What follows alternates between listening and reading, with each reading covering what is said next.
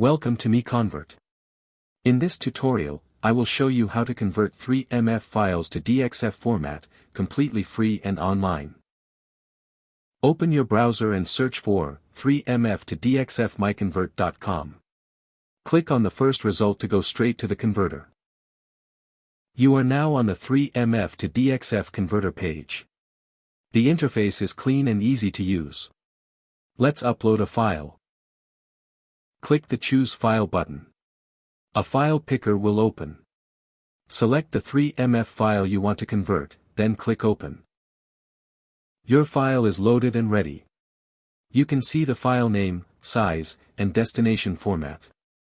Click Convert now to start the conversion. The conversion is in progress.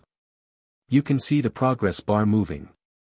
This usually takes just a few seconds. Done. Your file has been successfully converted. Click Download to save the DXF file to your computer. That's it. Visit MiConvert.com for more free conversion tools.